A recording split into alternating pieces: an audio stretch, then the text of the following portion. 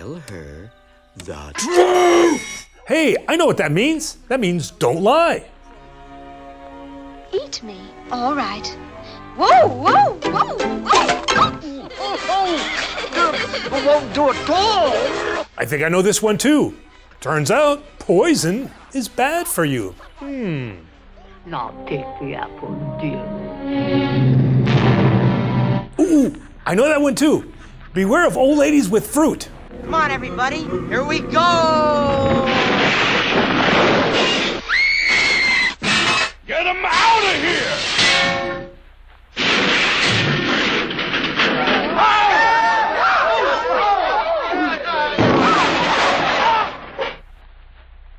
Don't jump out a window without fairy dust.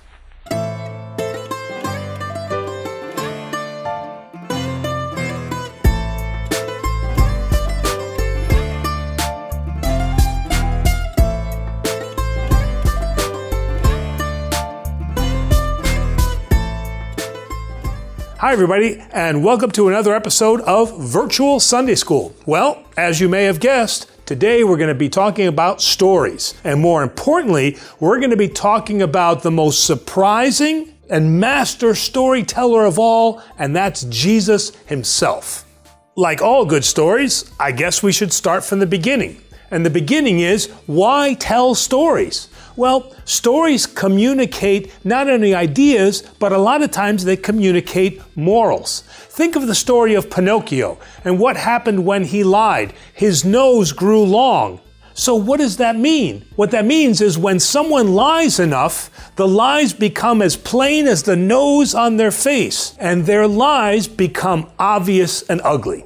Good stories such as these have been passed down through history. I mean, just think of Homer's Odysseys, Aesop's fables, and Grimm's fairy tales. In fact, many fairy tales, from Snow White to Sleeping Beauty, have been remade and retold countless times. Why? Because they tell us an important lesson. So sometimes these stories are updated so that they speak to a modern audience. Every culture has the story of Cinderella. Probably if Cinderella were made today, she'd leave behind a smartphone, and the prince would find her by unlocking the smartphone with her fingerprint ID.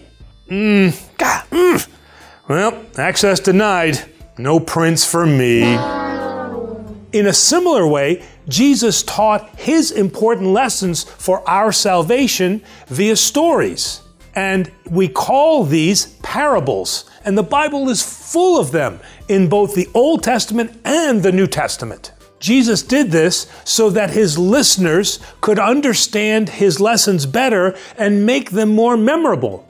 I mean, just think if you heard somebody say, "Help thy neighbor." I mean, how exciting is that? But when you hear it told as a story where somebody gets violently attacked on the street and he's rescued by an underdog who then takes care of him, that's gonna speak to you, and that's what you're gonna remember.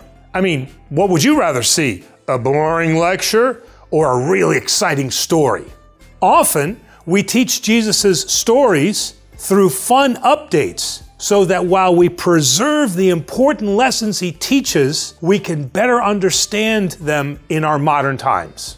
But sometimes we have to actively search for the full truth in the stories that we hear. When we go back to the story of Pinocchio, some people see his nose growing as just something weird that happens in the story. I mean, something really weird. They overlook the important lesson of the consequences of lying. When asked by the disciples why Jesus taught in parables or stories, he said, "Because knowledge of the mysteries of the kingdom of heaven has been granted to you, but to them it has not been granted. This is why I speak in parables, because they look, but they do not see, and they hear, but they do not listen or understand." This meant that those who do not seek the full truth of Jesus' message will only hear just a weird story, like Pinocchio's nose growing.